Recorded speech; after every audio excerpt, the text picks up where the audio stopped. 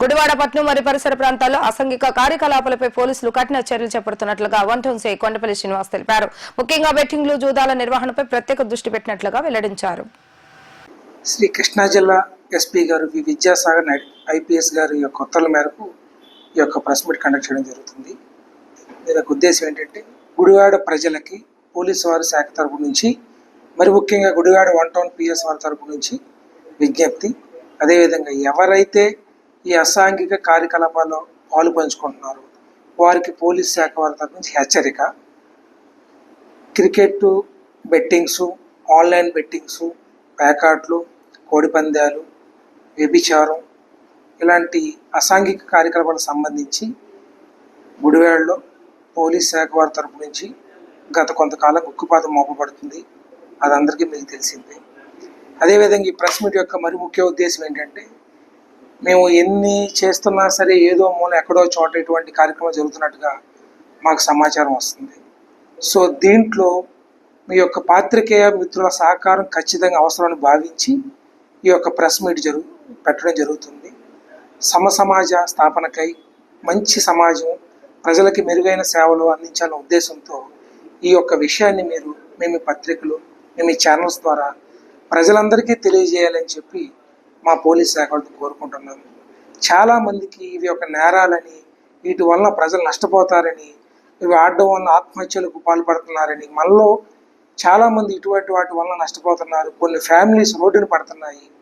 Betting ఆడిన వాళ్ళు 10 మంది ఆడతారు, ఎవరో ఒకరిద్దరు గెలుచుకుంటున్నారు. మిగతా 8 మంది ఇంటికి వెళ్ళిన తర్వాత మానసిక ఒత్తిడికి గురయ్యి కొన్ని ఆత్మహత్యలకు కారణం అవుతున్నాయని చెప్పి మా దృష్టికి వచ్చింది. రీసెంట్గా కూడా కొన్ని కేసులు అటువంటివి జరిగినాయి. ఈరోజు కూడా ఒక ఆటో డ్రైవరు కొంచెం ఆర్థిక ఇబ్బందుల వల్ల చనిపోవడం, సూసైడ్ చేసుకోవడం జరిగింది. సో వీటన్నిటి దృష్ట్యా మేము చెప్పేది, దయచేసి ప్రజలెవరూ కూడా వీటి పట్ల ఆకర్షితులు కాకుండా ఉండాలని మేము కోరుకుంటున్నాం. అదేవిధంగా ఈ విషయాన్ని మీ యొక్క పత్రికల ద్వారా ప్రజలందరికీ కింద స్థాయి వరకు చేరే వరకు కూడా మీరు సాధ్యమైనంత వరకు ఈ యొక్క విషయాల్ని ప్రజలకు తెలియజేయాలని కోరుకుంటున్నాం. అదేవిధంగా మేము 20 ప్యాకాట్ కేసులు 91, అందులో 19 ఎఫ్ఐఆర్లు, 91 పెట్టి కేసులు, కోడిపందాల కేసులు మొత్తం 9, అందులో 7 పెట్టి కేసులు, 2 ఎఫ్ఐఆర్లతో కలిపి దాదాపుగా 122 కేసులు నమోదు చేయడం జరిగింది.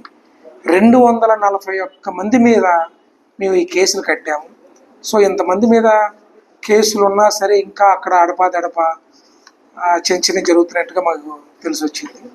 సో మళ్ళీ హెచ్చరిస్తున్నాము, ఎవరైతే అసాంఘిక కార్యకలాపాల్లో పాల్పంచుకుంటున్నారో వారి మీద ఖచ్చితంగా పెద్ద కేసులు నమోదు చేయడం జరుగుతుంది.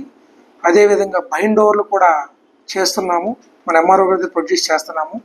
ఈ బైండ్ ఓవర్ అనేది 1 సంవత్సర కాల పరిమితితో ఉంటుంది. 2 లక్షల రూపాయలకి చేస్తున్నాము. శ్రీ ఎస్పీ సార్ యొక్క ఉత్తర్వుల మేరకు ఇవి గట్టిగా ఉండాలి బైండ్ ఓవర్లు. అదేవిధంగా ఏదో బైండ్ ఓవర్ పెట్టి వదిలేయడమే కాదు, ఎవరన్నా సరే ఈ బైండ్ ఓవర్ అమల్లో ఉండగా 11 నెలల 29 రోజులకు కూడా ఈ బైండ్ ఓవర్ ఫోర్స్లో ఉండగా ఎవరన్నా నేరానికి పాల్పడితే వారిని ఎంఆర్ఓ గారితో ప్రొడ్యూస్ చేసి ఆ 2 లక్షల రూపాయలు అక్కడ కట్టించడం జరుగుతుంది, కేసుతో పాటు అదనంగా. థ్యాంక్ యూ అండి.